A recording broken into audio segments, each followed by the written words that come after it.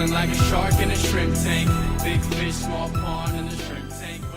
Hey everybody, welcome to the post-show wrap-up of the Shrimp Tank. I'm your co-host Ted Jenkins, sitting here with my co-host Lee Hosman today, and of course our guest Ronnell Richards. You've got to check out his website. He is the host of a fabulous podcast called Business and Bourbon. You can catch it down at King and Duke. He's also a consultant. He's a serial entrepreneur. We learned so much today on our podcast, so you should go to shrimptankpodcast.com. Check out his entire interview because there are things in there that can help you. Because remember, what we do on the Shrimp Tank is we have this MBA program. It's a cross-section of where book smarts meet street smarts, and that's what you have to learn if you want to become a better entrepreneur. And always download us for all the broadcasts at Apple Podcasts, Google Play, iHeartRadio, where we're growing by volumes right now, Stitcher, SoundCloud, or anywhere around the internet. So, Ronnell, I consider you a social media master because I met you on social media. I actually saw you on LinkedIn, and we connected, and you were one of the few local people that reach out to me and connect on LinkedIn. And I was very impressed, and I'm so glad that we met. But I'm getting banged every other day. Go ahead, Ted, you can say it. Was it good for you?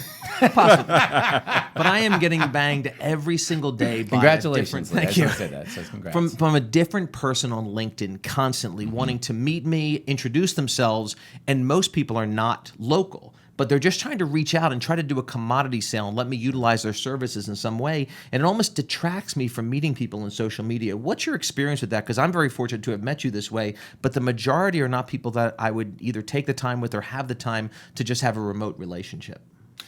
You know, I think that, Lee, first of all, Lee, you need to step your game up a little bit. So you're getting all of these direct messages that are coming in, and your EQ should be pretty high right now. So you can tell. Yes. So what a lot of people are using on LinkedIn is they're using bots. They're using bots to send these automated messages. And just like anything that's a bot, we can tell after so long that it's a bot. Like it'll be a very basic, "Hi, Lee. This is what I'm doing in my business. I can, some bullshit like that, Sure, right?" sure. And so you have to step up your EQ I do. a little I'm bit. terrible with my social media. Yeah, Terrible. And just and the folks that are sending these messages, they got to step their game up. You got to step your game up. I'm telling you right now, step your game up. Be a little more personal because it's going to take more to get a sit down with Lee or to get a sit down here with Ted. You're going to have to make sure that you're being more personal, that you're actually your messaging is not mass messaging; it's an individual message. And so when we do our direct outreach, that's what we do. We'll send an outreach where we'll be like, "Hey, Lee, Ronnell, thanks for connecting. This is what I do. Want to sit down?"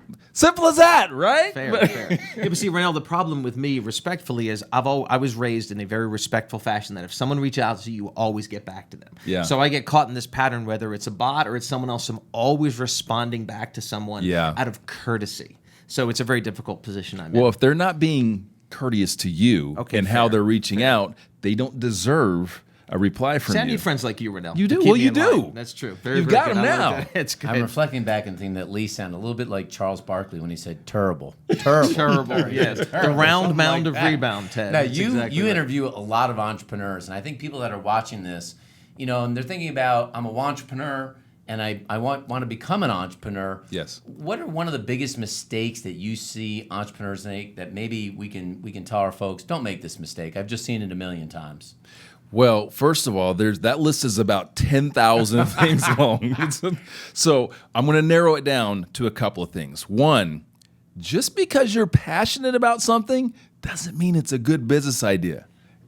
That's one thing that I see that gets put out there a lot in this entrepreneur porn world. You'll see all of these quotes that'll say passion first. So passion's good. Don't get me wrong, because when you're not making any money, you better have some damn passion for it.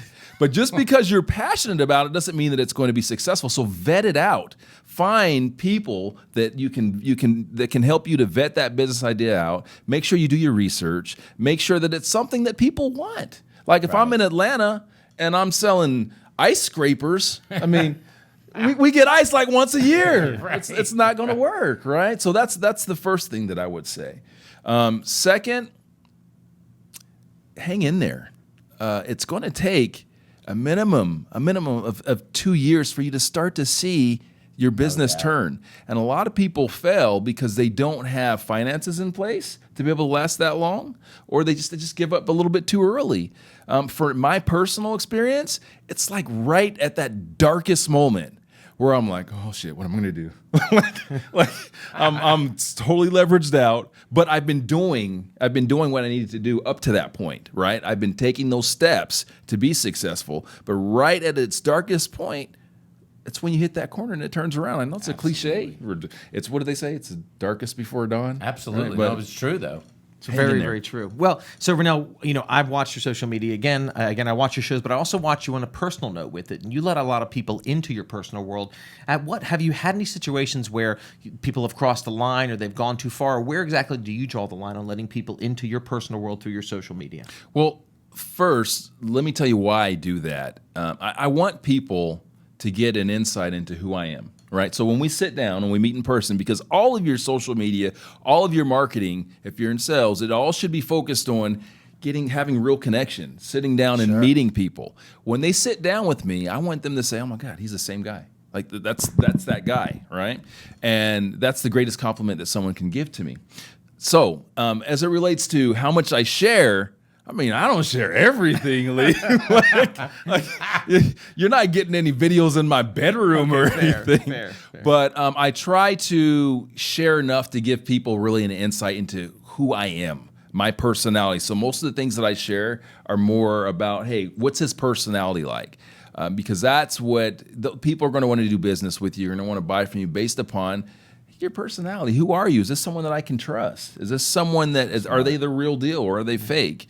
And so those are the things I like to share. I will share my family a little bit, only when it makes sense to, and there's a business lesson behind it, but I don't share anything just to share it. There's usually a business lesson behind it.